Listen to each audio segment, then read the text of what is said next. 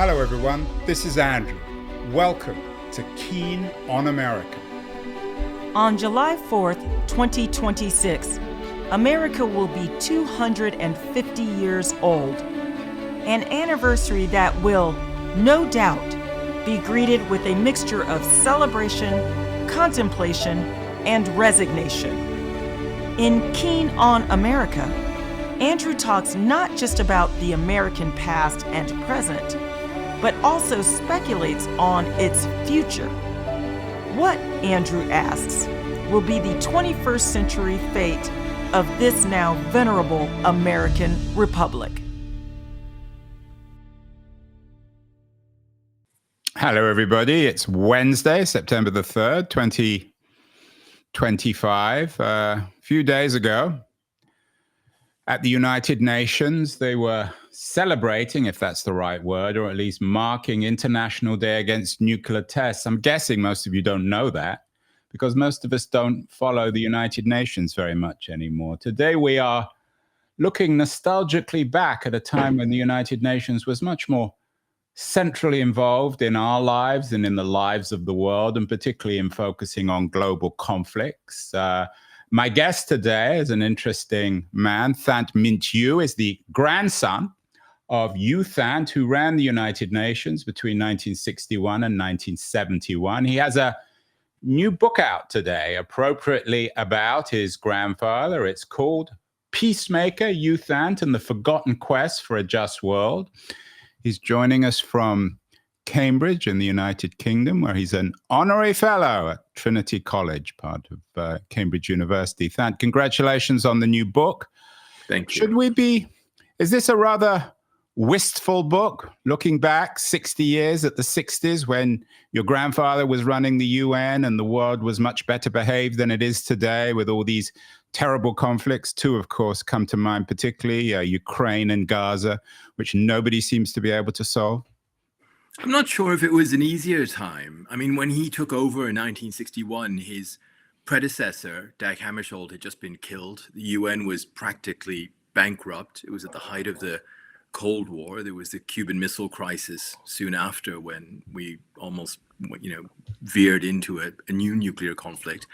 And there were many wars at the time. The time that he was, Secretary General over the 60s was the time of the Vietnam War, the Six-Day War, many other conflicts that killed hundreds of thousands of people. So that was also a time of conflict. But as you suggest, it was also a time when the UN was that much more central and that much more important to trying to resolve those conflicts as well. I'm not sure if you've seen North by Northwest, Hitchcock's classic movie recently, but it features something in the United Nations, a murder, classic Hitchcock, of course, a stabbing.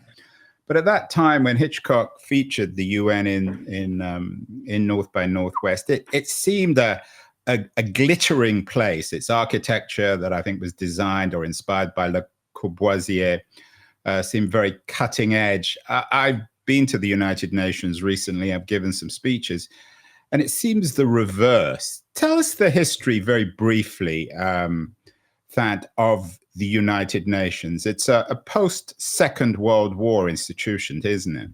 Yeah, well, it was first the name of the Wartime Alliance, with the Atlantic Charter agreed by Roosevelt and Churchill.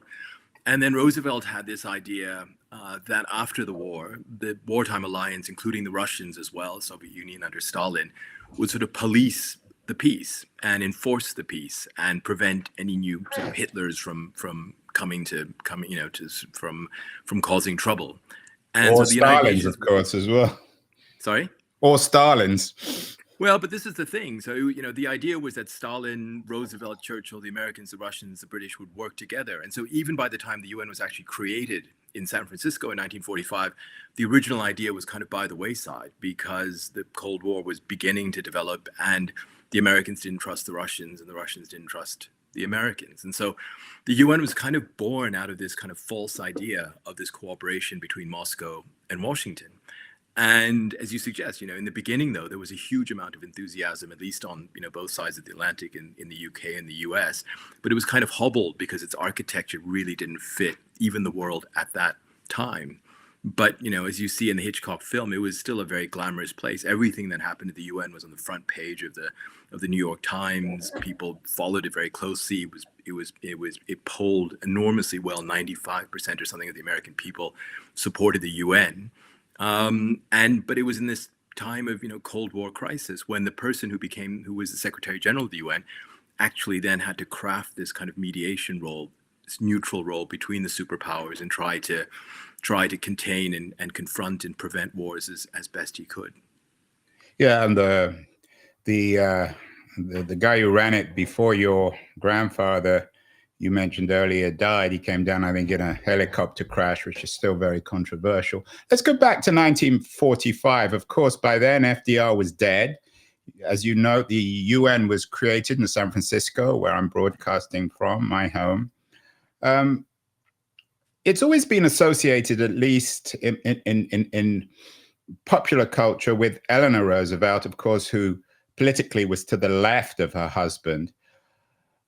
Is that fair, or did the UN itself, as an idea, a promise, did it exist in different, shall we say, sort of political communities for Eleanor Roosevelt on the left, and then maybe more of a centrist, realist take on the world, and maybe even a more nationalist American take? Yeah, there were different strands. So I think by not even the end of the war, but say by 1944, a lot of people in the US, establishment in Washington, foreign policy establishment, thought we can't just kind of retreat to isolation, that there has to be this kind of American commitment to global security, to keeping the peace in the Western Pacific and in Europe. But the feeling was also that the American people didn't necessarily want the US just to have military bases all over the world and try to establish its own kind of empire. But that, having this global organization committed to peace was something that the American public might buy into, and that, the establishment of that kind of institution would be something that the Senate would ratify. And so it was this kind of, not compromise, but it was this kind of mix of both a very realist kind of sense that if we're going to have peace in the future after the end of the Second World War, the US is going to have to be involved on a global scale for the first time. But that the best thing the thing that the American public and the American, sort of political establishment would accept would be not just an American empire that would do this, but America as part of this global organization. So there was that. And then there was this feeling, I guess, by Eleanor Roosevelt, FDR himself, and many others, that part of the cause of World War II was the economic situation in the 1930s, the Depression and everything else. And so alongside this kind of idea of the big powers policing the world was this idea of a kind of New Deal for the rest of the world, that there would have to be global cooperation on economic and social issues to try to prevent the kind of context that set off World War II from happening again. You're talking about, it's a perfect headline actually for this conversation, a New Deal for the rest of the world. Is that your term, or did Eleanor Roosevelt actually use it, and other perhaps UN idealists, did they actually describe it as a New Deal for the rest of the world? I don't know if they used that exact phrase, but it was more or less the kind of thinking that sort of model of big state kind of welfare that was seen to have worked in the US was something that could be extended, and that there had to be programs to make sure that people in all over the world had lived better lives, both in terms of protection of their human rights, but also in terms of their economic circumstances and everything else. Eleanor Roosevelt was very much involved in drafting the UN's human rights declaration. But she wasn't that involved in the planning of the UN per se. I think a lot of the planning of the UN then came down to compromise, sort of negotiations between the Russians and the Americans. The Russians wanting a much leaner organization where they would kind of carve up the world with the British and the Americans and maybe a couple of other countries. Whereas again, on the American side, there was this kind of mix of views in terms of exactly what the UN was going to be. Yeah, it's a fascinating moment in world history. I want to talk about decolonization and the European powers as well. But is it arguable, Thant, that the UN was poisoned at birth because just at the time, or just before the creation of the UN, the United States, of course, had dropped two nuclear bombs on Japan. How did that square with the idea of a global organization, a supposed New Deal for the rest of the world? I'm guessing there were many people around the world, particularly in Asia, who were scratching their heads and thinking, how can the Americans be the ones who are pioneering this new international organization? I think when they were thinking about this, in negotiating it between Washington and to some extent London and certainly Moscow, this was still, 1944, 1945. Hitler was in his bunker. The Americans were still, on the approach to mainland Japan. And at the core of their thinking was, at the end of this world war, after tens of millions of people had died, the number one thing this new organization is going to have to do is prevent another world war. And then the way you do that is to make sure that Germany and Japan kind of are kept down, and that any other new aggressive power that emerges or tries to emerge is immediately kind of dealt with. And in 1945, planners in the Pentagon, State Department, they were talking about UN Air Force bases kind of encircling the globe, where both the Americans and the Soviets would jointly have fighter bombers. Smaller countries would help with factories that would produce bombs for these planes. And anytime some new power tried to kind of come up and challenge the world order that had just been established by the UN, that these bombers would go into action and sort of bomb those countries. So it was meant as something different from the League of Nations, which had existed before. It was meant to be this tough enforcement body. But as you suggest, so a sort of a reverse, the reverse of Dr. Strangelove, the opposite, turning Dr. Strangelove on its head. But as you suggest, it was it wasn't stillborn, but from at its infancy in 1945, it was already looking pretty anemic, because that idea of a Soviet American kind of condominium at its core, again, had kind of fallen by the wayside. It wasn't going to work with the start of the Cold War. So no one knew exactly what the UN could be. But again, there was a lot of hope, because a lot of people thought, we millions of people have died, and for what? It's not going to be. We don't want to go back to the kind of balance of power politics that have led to 2 world wars. We need something different. I think that was the public feeling at that time. And so the UN has always been this in this evolutionary kind of state. It's always had different incarnations. It's always had to try to feel its way through. And in the 1950s and 60s, it developed things like peacekeeping, which hadn't existed before, and which hadn't been kind of thought about by people like Roosevelt, who founded it. Yeah, and of course, the ghost behind all this is the collapse of European power in the world, the dissolution, or that didn't happen in 1945, of empire, beginning in South Asia, extending to East Asia, and then Africa. Obviously, the collapse of Germany, and the increasing marginalization of the French and the British. So at the same time that the UN was being created, you had this fundamental restructuring of power in the world. Obviously, the global, this new global competition between the United States and Russia, which we call now the Cold War.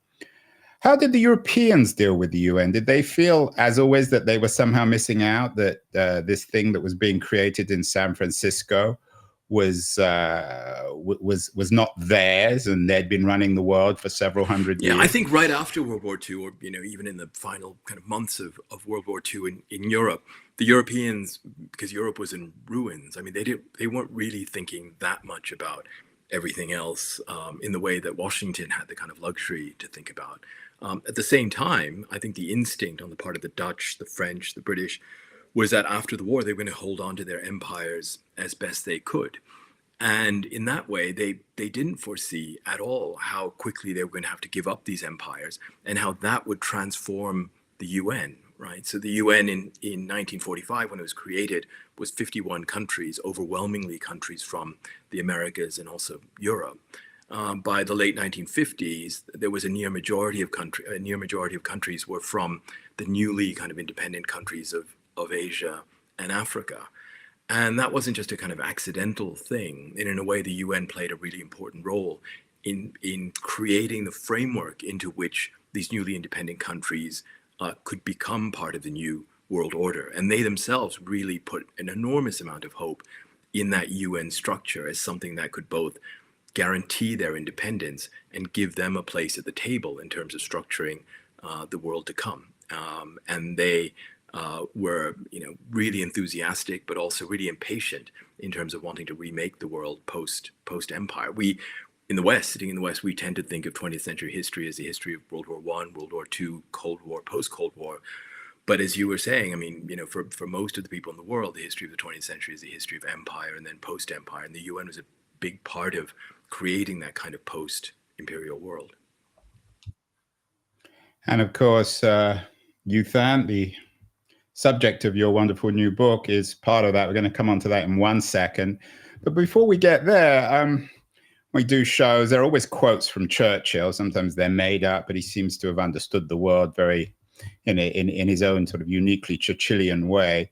I can't think of anything that Churchill said about the UN, or for that matter, de Gaulle, the two giants of Europe who emerged from the Second World War. Was that because Churchill himself was indifferent to the UN? Yeah, what was his take on it? I mean, certainly he didn't have the kind of enthusiasm or the kind of interest in the UN in the way that the Americans and Roosevelt and even later Truman had. I think he was thinking much more, well, both about empire, but also about Europe. And he had put a lot of proposals forward about a future Council of Europe after World War II and everything else. And he was very preoccupied by the situation in Eastern Europe and with the Russians after the war as well. So he kind of went along with things because Roosevelt was pushing so hard. He wanted, obviously, for the British to have a seat at the Security Council table. He was the one who persuaded the Americans to include the French as well, because he wanted a fellow Western European imperial power on the UN Security Council as a permanent member. But you're right. I mean, the sense that I have, looking back at the records from that time, is that the European powers they didn't really see exactly what the UN was going to do for them. Having said that, there were people in the British kind of imperial world, like Jan Christian Smuts, the Prime Minister of South Africa and the kind of father of the apartheid state there, who thought that the best way to preserve the British Commonwealth with the white dominions and the UK at its core was through this kind of global organization. So there was some thinking that maybe the UN could be good for empire, but I'm not sure that was really thought through even back in 1945. And of course, Churchill was a notorious racist. Thought, I think, people of darker skin were inferior to white-skinned people. And other groups he thought were perhaps superior, like the Jews. So it's another subject, maybe another book. Let's get to your grandfather, Thant. So tell us where he was in 1948 or 1945 as this UN was coming into being. He was in a country called Burma, that we don't even call Burma anymore. So a very foreign world, a very distant kind of moment in I mean, you can history. call it Burma. I still call it Burma. You can call it Burma, although officially now it's now called Myanmar, and we'll talk a little bit more about that later in the show too, and your own involvement in Burma/Myanmar. But for the moment, let's just call it Burma. Had been, and your grandfather. It had been an independent kingdom for centuries, and then came under British domination. It was annexed to the British Indian Empire. So when my grandfather was born in 1909 in Burma, Burma was a province of India, the same as Bengal or the Punjab, for example. And he grew up in a small town in Burma. His family had been really well-to-do, one of the richest families in the area, a landowning family. But when he was 14, 15 years old, his father died, and a rival branch of the family took all the money. And his mother was left with him and his three younger brothers almost penniless. They had a little wooden house in this remote town, but nothing else. And so he had to give up his dreams of a university education and maybe joining the elite Indian civil service, and instead became, after just a couple of years in college, he became a school teacher in that town. And in 1945, he was a school teacher. He was the headmaster of the little school in that town. But he was dreaming of the rest of the world. He was reading every newspaper and magazine that he could subscribe to from London and Calcutta. These things came by steamship once a week. He was reading English books. He was translating English books. He was writing an op-ed, not an op-ed, but an opinion column for a local paper in Rangoon. And when he was 39 years old, almost 40, he decided for a midlife career change. And he left his job Which was in those days. This is not the Silicon Valley of the 2020s. In those days, that was a tricky business, and almost 40 then was probably close to life expectancy at that time in Burma. But he left, and Burma was just becoming independent. He joined government service and rose up through the ranks. And by 1957, August 1957, he found himself the new Burmese ambassador to the UN, living in Midtown Manhattan, and at the very center of this new global politics. Yeah, he could have been in North. He could have been one of the people in the back of that scene. Maybe you could have subtitled the book not the American Dream, but the Burmese Dream. It's a remarkable story. Most of our audience might have some familiarity with Burma before the war because of the famous Orwell essay. Orwell happened to be in Burma at the same time your grandfather was growing up. What was, and of course, Orwell's essay on killing an elephant is one of the most, I think, moving and profound confessions, I guess, of an imperialist, a colonialist. What was your grandfather's take on the British? I think he was, in one way, he was very anti-colonial. By the 1930s, he thought colonialism was something that should end, that Burma should have self-determination, maybe independence one day. I don't think he thought, well, he said later he didn't think it would come as quickly as it did. But he also saw himself as kind of a pragmatist and someone who didn't like radical politics. And so a lot of people around him saw themselves as kind of in league with the Japanese and were excited about fascism. Some were excited about communism.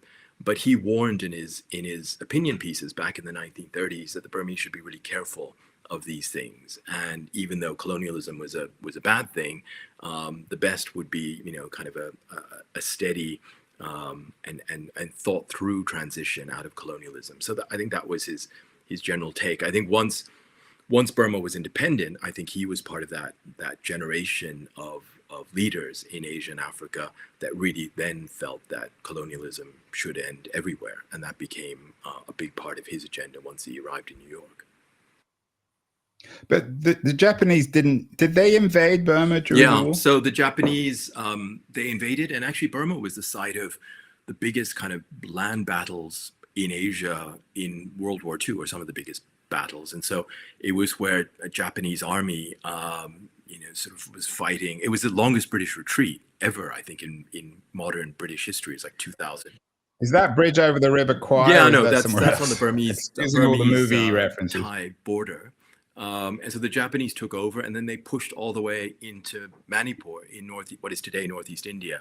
And so you have all these battles like Kohima, Imphal, Mandalay that turned the tide against the Japanese on the mainland there. And that was the Japanese against, I think, almost 1 million allied troops. It was British, Gurkhas, Indians, Burmese, American Air Force, Canadian Air Force, and others.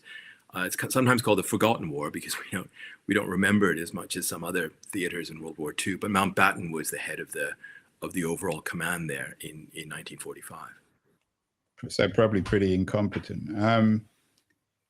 The Japanese, of course, did a remarkable job in making European colonizers palatable, didn't they? Well, the Japanese were, brutal in many places, especially places like China, Philippines. In Burma, it was much more of a mixed record because they came in and they propped up a local partisan force headed by General Aung San, who was the father of Aung San Suu Kyi, who became the Nobel laureate and head of the Burmese government a few years ago. So like in Indonesia, they're seen in a mixed way because they weren't particularly kind of brutal to the local population in the way they were in some other places. And they're seen as having helped these partisan groups that later became the nationalist armies that took power after the British, and in the Indonesian case, the Dutch left. Well, let's get back to your grandfather. Last heard he was in Manhattan in the late 50s. Your book is called Peacemaker, You, Thant, and the Forgotten Quest for a Just World. He sounds a remarkable man. He must have had relatively hard knuckles, Thant, though, didn't he? I mean, to do what he did, even just to become the Burmese ambassador at the UN was a remarkable achievement. And then to go from that to running the UN was another remarkable step. I assume was he a good schmoozer? Was he politically savvy? What was his great skill? His superpower? I guess it was three things. I mean, one is that in British Burma, he had grown up in a multicultural world, right? Even in his little town, there were English people, there were Indians, there were Burmese people, and so I think he had a sense of this. He had this kind of cosmopolitan background, in a way that maybe people say at the heart of the Washington establishment or the London establishment at that time didn't have. So one is, he was used to dealing with lots of different kinds of people from different backgrounds. In New York, he quickly developed this reputation as the guy who could get along with everyone. Burma was a neutral country in the Cold War, so that helped. But even when he led the charge, for example, amongst these newly decolonized countries against the French position in Algeria, they were fighting a really bloody war in Algeria. Even when he led that charge, he still got along with the French and was on good speaking terms with the French ambassador. So he developed this reputation as being someone who was a smooth operator in that way, got along with everyone. And then I guess he was someone who was really self-confident, as you suggest. I mean, someone who comes from the small town, within 10 years, he's doing all this politics. And I don't think he ever looked back. I'm sure he had moments of self-doubt, but he never showed it. And to some extent, it was extraordinary, but to some extent, he was part of this generation, this wave of men, some women, from these countries in Africa and Asia who came to places like New York for the first time, being on the international stage, and really transformed the UN in particular. Was he an ideologist of the UN? Did he really believe that it could replace the great powers? I think so. And I think they had to, because what else did they have, right? If you're a small country like Burma, and this was the case for Ghana, it was the case for Indonesia, it was the case for a lot of these countries. If you're independent, what does that really mean, right? The British have said you're independent, but unless you have this framework into which you become independent, it doesn't really mean that much, right? And this is what they were most fearful of, that they would be granted some kind of nominal sovereignty, but the British or the French or the Dutch, whoever else, their companies still control the local economies. They could send troops in and interfere, overthrow governments at will. And so they really felt they needed this overall global framework into which they were members and took part and helped to build up. And so in that way, they had to have faith in the UN in a way, because that was the thing that was going to guarantee their independence and make sure that there wasn't this kind of return to the past. Some of these terms now sound, Thant, rather archaic or rather cute. The non-aligned world, I think that term was invented by Tito in Yugoslavia. Were those terms real? Did people use them and actually think that would change the world? I assume that your grandfather was a believer in non-alignment, and his period running the UN was one where the non-aligned world had a much greater voice than they do today. Absolutely. I think for some, for these countries like Burma, the idea of not choosing or not having to choose to be either in the Soviet camp or in the American camp was central to their foreign policy. But it kind of went beyond that, right? Their thinking was, the whole point of the UN is that we shouldn't go back to the politics of pre-World War II, which led to World War II, of countries being in different camps and different big powers kind of competing with each other. That we've managed after 10, 20, 30 years of struggle to become independent. If we can do this, why can't we all agree to some kind of level of global cooperation and work through this new UN structure? So non-alignment didn't just mean we're not aligned with Washington or Moscow. It was a rejection of that whole idea that the world should be divided into camps. And it wasn't just a kind of idealistic thing of, wouldn't that be nice if that happened?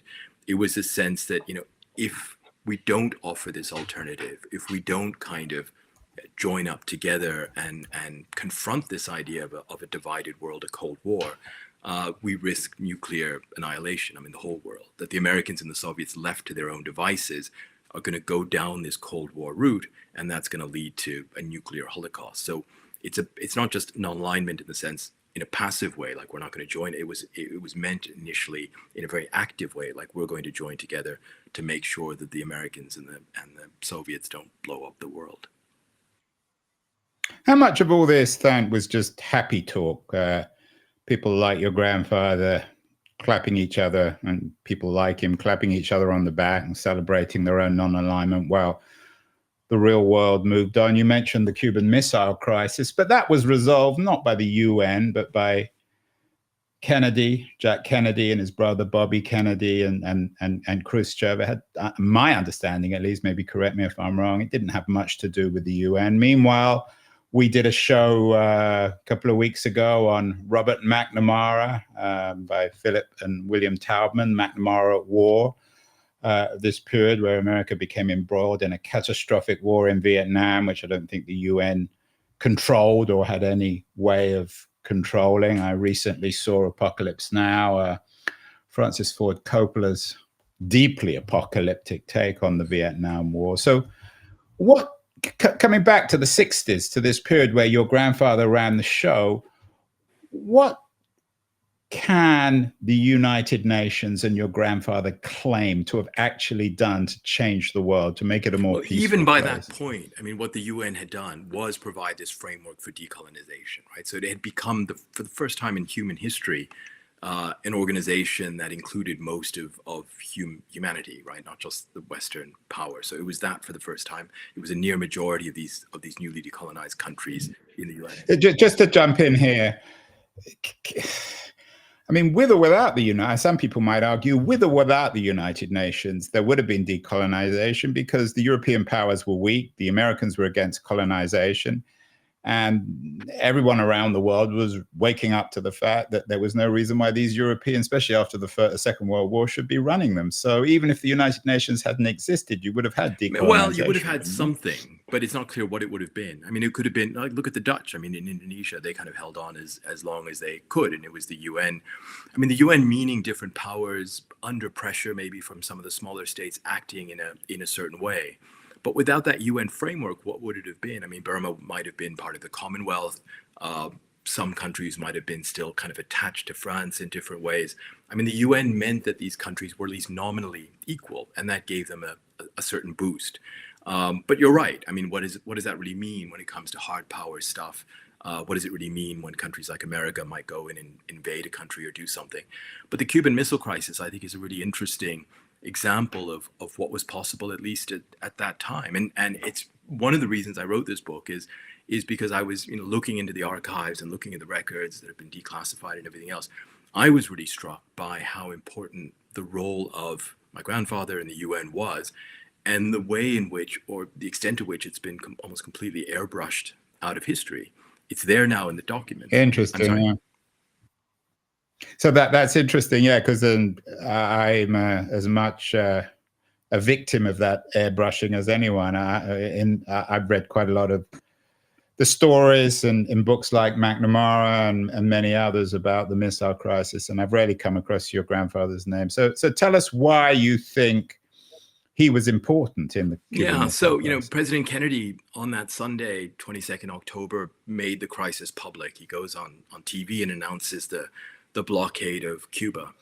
Over the next 24 hours, my grandfather was in deep consultation with these non-aligned countries, with leaders like Nehru and Nasser and Nkrumah in Ghana, as well as their ambassadors in New York. And even though he had no mandate, he had no authorization from the Security Council or anyone else, he decides he's going to intervene in this crisis. He gives a speech at the Security Council the next day. He sets the framework, which would eventually become the main framework for the settlement of the crisis, which is that the Russians would remove their missiles in return for an American pledge not to invade Cuba. So he was the first to articulate that. He was intervening explicitly, not just as Secretary General of the UN, but as UN Secretary General, who was representing these non-aligned countries. He sent, against pressure from Moscow and Washington initially, or their ambassadors in New York, he sent identical messages to Khrushchev and Kennedy, asking Khrushchev not to send any more missiles to Cuba and asking Kennedy to suspend the blockade. It gets very complicated over the next few days, but it's clear now that for Khrushchev, responding positively to a request from a non-aligned UN Secretary General appealing for something on the basis of global peace was much easier in the Kremlin to do than responding to an ultimatum from an American president. So for the Russian side, it was just, we don't know if it was 5% of the picture for them, 10% or 20%, but it was part of the picture in giving them this kind of face-saving climb down at this extreme moment of confrontation. For the Americans, it was something different. I mean, Kennedy, that first night when he got the message, wasn't really quite sure what to do about it, but he saw that my grandfather was becoming very active, was talking to all of these different countries, and he had this sort of light bulb moment. And that evening, in the middle of the night, actually, they telephoned my grandfather and asked him to send a second message to Khrushchev, asking Khrushchev to turn his ships around. And my grandfather secretly, without telling any of his people, did that the next morning. And that was, again, part of the reason that Khrushchev was given the kind of space to climb down at that time.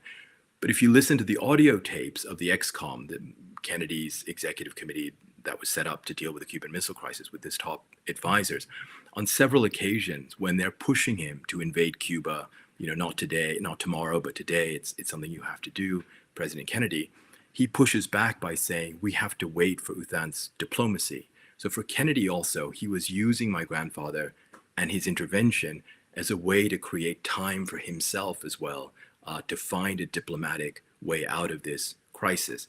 Again, there are many other things that happened those days. My grandfather also went to Havana at a time when Castro didn't have his hands on the trigger, but could cause lots of problems that could escalate the crisis. He could shoot down an American plane, for example, and that might have triggered something that might have eventually led to a nuclear confrontation.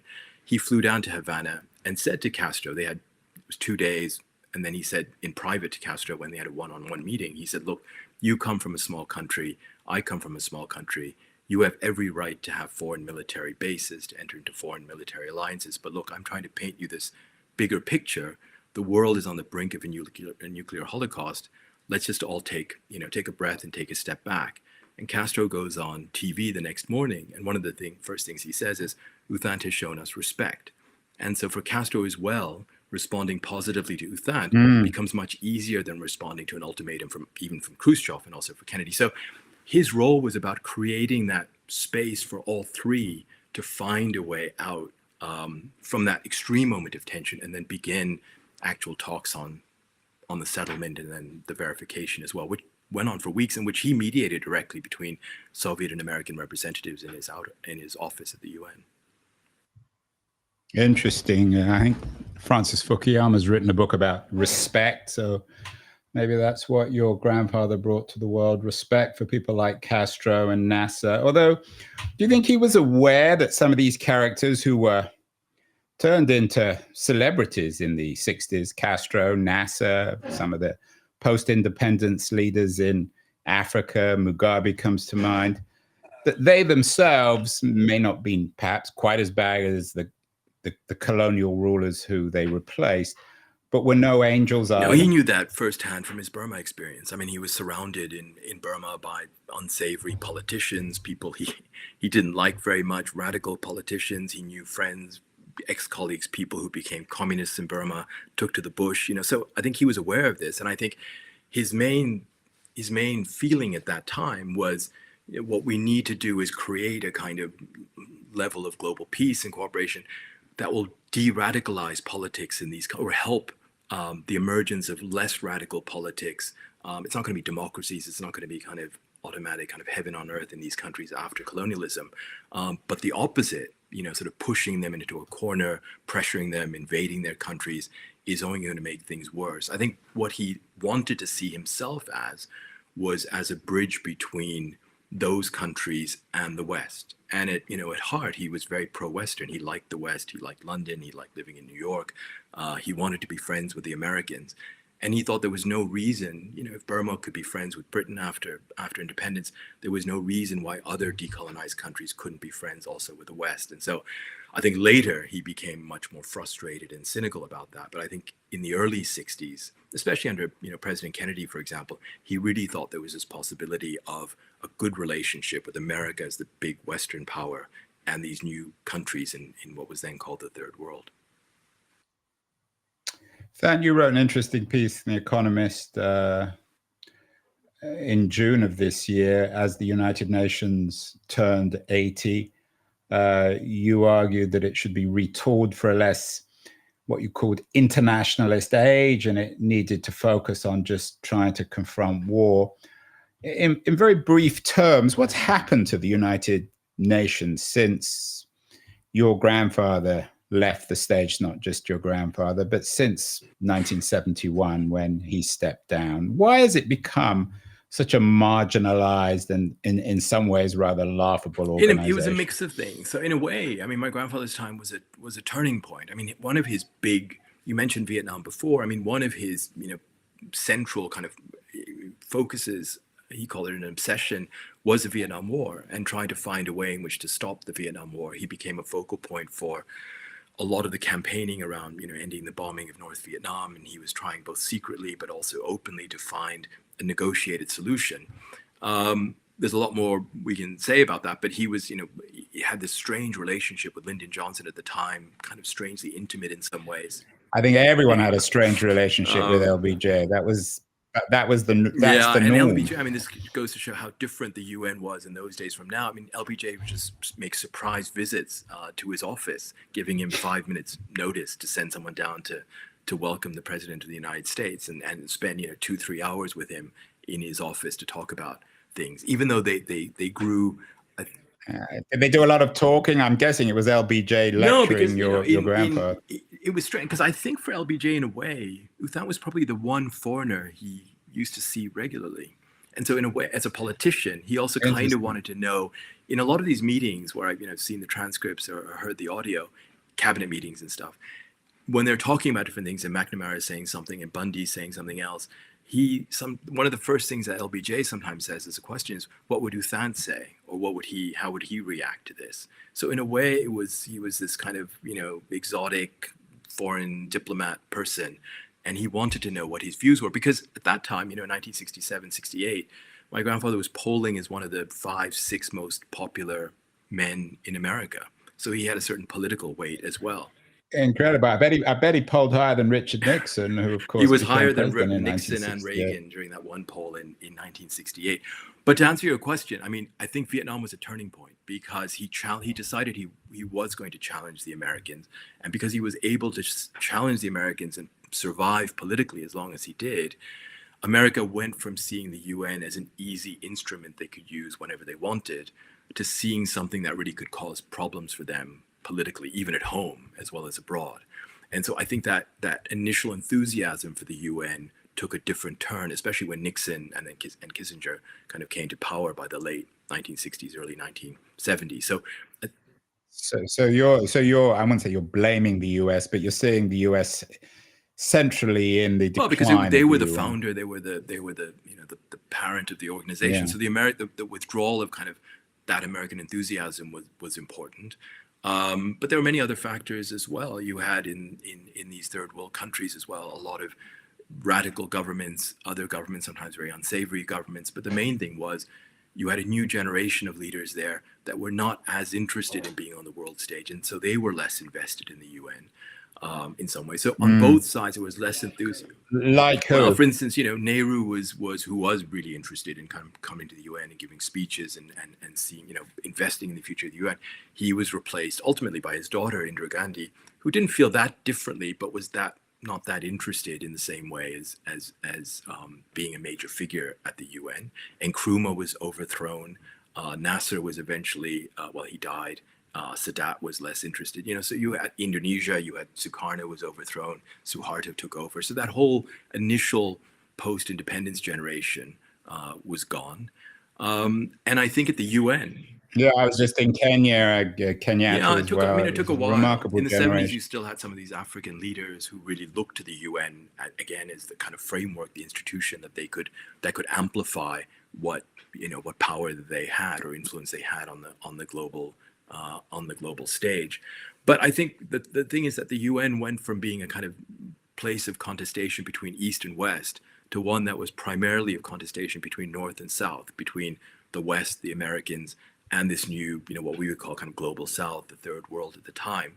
And both kind of became frustrated, both sides. And so then they all what they did at the UN became more performative. It became more rhetorical. No one was really getting from the UN exactly what they wanted. And at the same time, the UN, there was a lot of mission creep, sprawling bureaucracy, lots of different mandates. So, depending on which decade you look at, there were important UN successes, peacekeeping operations, things, as well as big failures. But in general, over the past 20, 30 years, there's been this bureaucratic sprawl, this kind of lack of central purpose around peacemaking in a way. Yeah, it could have been invented by Donald Trump in his argument against Yeah. internationalism. I wonder if a book has already been written on it. There's certainly a book that would be fascinating to make Israel and Palestine both the reality and the metaphor in the rise and fall of the UN. I'm guessing that your grandfather must have been intimately involved. He ran the UN in 1967 in the war in the Middle East. What was his take, and what's your analysis of the role? After all, Israel was created by the UN. The role of the UN in the creation of the State of Israel, and then this problem of Israel and Palestine, which has been perhaps the most irresolvable and most tragic and bloody subject in world history over the last 60 years. I mean, with Israel, you're right. I mean, it was created by a UN General Assembly resolution. The other part of it, the state of Palestine, was never then established. And we've had this conflict, a legacy of the British Empire hanging over us or being with us for many decades.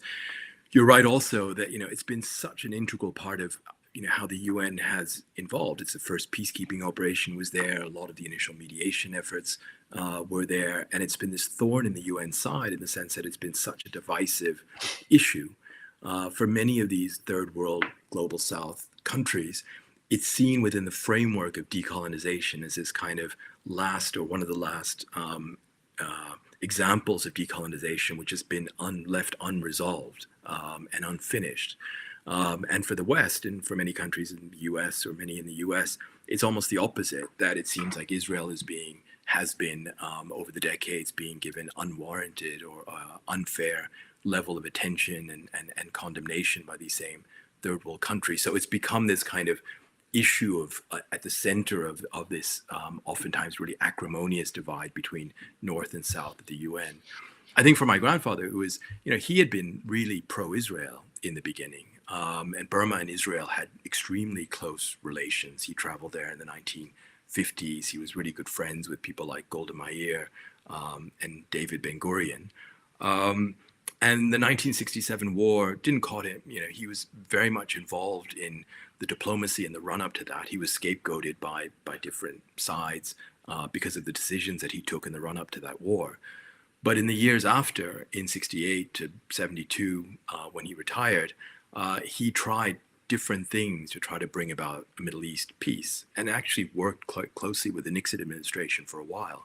And in 1970, he and his mediator, Gunnar Jarring of Sweden, got the Egyptians, briefly the Israelis and the Jordanians, to agree to a settlement where Israel would withdraw back to its 1967 boundaries, and the UN Security Council would set up this really robust peacekeeping operation, including American and Soviet and British and French soldiers, maybe 20, 30,000 of them, to police that line to ensure a permanent peace. But that never went through, and I think Henry Kissinger was a big part of undermining that settlement. I bet your grandfather didn't like Henry Kissinger. They had a completely different worldview. So if you take that Middle East situation, I mean, I think Henry Kissinger's feeling by 1970-71 was that all these countries, Egypt, Israel, were chess pieces in this global kind of game between Moscow and Washington. And he thought, Israel was their ally and everything had to be thought of in that way. I think for my grandfather, the idea was much more, if we have peace in the Middle East, countries like Egypt will kick out the Soviets on their own. They have no desire to be under Soviet domination. In the same way that he knew the Burmese government wouldn't want to be under Soviet or Chinese or any other domination. So he always said to the Americans, to Nixon, I don't think he talked to him very much, but to Johnson and Kennedy before, America should be actually on the side of these countries and on the side of peace, because if there is peace, if America is kind of open to these kinds of settlements, countries will naturally be much more pro-American and will naturally kind of reject domination. Yeah, we did a show. I'm sure you know Ed Luce Mm-hmm. from the FT. He has a new book out on Brzezinski, Yeah. the other side, the more acceptable side of American foreign policy compared to Kissinger. You've been very generous with your time, Thant. Two brief questions. So, as I said, you wrote an interesting op-ed in The Economist, or you were interviewed on the UN turning 80. What can we realistically expect of the UN in 2025? I think it's going to be very difficult. I mean, it's not like the age that I've been talking about, the 1960s, can be just kind of resurrected in any way. I think that the limited political oxygen we have around the UN should really be focused on the choice of the next UN Secretary General. I think we're in an era where personalities still matter. I think if we have the wrong person, that's kind of the end of the UN. I just don't think it can survive. So remind us who's actually running. It's not even a kind of what's the word, a rational, clear process. The current Secretary General's term ends at the end of next year, so someone should be chosen by. Who's the I mean, and this maybe reflects my own ignorance, or maybe more broadly, who's the current Secretary General of Portugal? And so someone should be chosen by next summer. The UN Charter just says that the General Assembly, where every country, 193 countries, each have one vote, will appoint someone on the recommendation of the Security Council. And so in practice, what that's meant is that the five big powers, or the five powers of 1945, China, France, Britain, Russia, and America, have to kind of agree on someone. And then usually the General Assembly just rubber stamps that choice. But how it's going to work now, and what kind of person Donald Trump, Vladimir Putin, Xi Jinping will think about. Will they just want the weakest possible person? Or will it be linked to kind of China's thoughts about the UN going forward? Will Trump kind of be interested in a selection, kind of apprentice type selection process where he gets to choose someone with Putin and Xi Jinping? No one really knows. But I think that, my argument was just that out of all the different things the UN tries to do, and there's so many big issues from climate change to AI to everything else, I think we have to think really hard about where's the UN's actual comparative advantage. And I think that lies in the UN being the only universal body in the world dedicated to peace. And we have to go back to that core function and think about, what can the UN actually do in terms of peacemaking in 2025, 2026, and what kind of person do we want to have lead the organization next year? Maybe it's rather they can learn from the papacy, and that, speaking of another movie, Conclave, and coming up with someone that nobody quite likes but might actually change things. And finally, you noted that you're not too keen on the new name for your country, once known as Burma, now known as Myanmar. Tell me briefly about yourself, your own experience in Burmese, Myanmarese politics, and your take on the current situation there. It's to put it politely, it's a controversial place these days. I was born outside. I was born in New York, actually, when my grandfather was Secretary General. I lived outside my entire time, but Burma was always part of my identity. I followed politics there fairly closely, but I didn't actually live there till 2010, 2011, and I had thought I left a brief period of service in the UN, went to Burma, thought I could try to help. It was in the dark days of a different military junta at the time.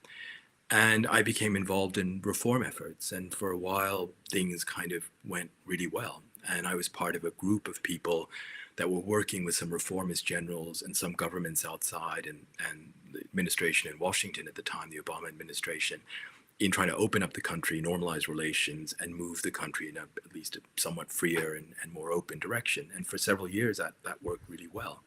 And I became an advisor to the president. I was involved in the peace process. But then everything fell apart. It fell apart with the extreme violence, ethnic cleansing of Rohingya Muslims in 2016, 2017, and then the military coup in 2021. So there are many reasons why all of this happened. I don't think any of those things were inevitable. But in the end, Burma took a real turn for the worse in 2021, and we've had 3-4 years of de facto kind of civil war ever since. Why do you keep on insisting that it's called Burma? I mean, it's two things. One is it's just a personal. I was about 20 something when the name change happened, so it's kind of habit. It's a bit strange for me as a Burmese speaker to say Myanmar, because Myanmar is actually an adjective in Burmese. It's the same word. Burma's almost certainly a very old corruption of the word Myanmar, so it just sounds a little strange to me. I just think Burma sounds better in English. And I'm guessing if there was a stronger UN, maybe the situation in Burma/Myanmar might be a little bit more promising. I mean, the UN has to, used to have this whole stable. This is a big difference between then and now, or even the not so distant past, like under Kofi Annan. The UN used to have this whole stable of really experienced international diplomats and mediators that it could send off to different places and at least try to find a peaceful solution. And that's largely gone. And that's the kind of thing that, given all the challenges in the world, having an okay person as UN Secretary General and having a team of maybe 10, 15, 20 mediators and analysts to work with him or her, I don't think that should be so important. And maybe in many cases that won't make a difference, but if it helps solve just one or two wars, I think it would be a good investment. Well, Thant Myint-U, fascinating conversation. Your new book, Peacemaker, You Thant and the Forgotten Quest for a Just World, is out today, 3rd of September in the UK, and I think it's out September 9th in the US. So congratulations on the new book. Wonderful conversation, and keep well, and keep trying to make the world a more peaceful place. Thanks very much. Thank you again.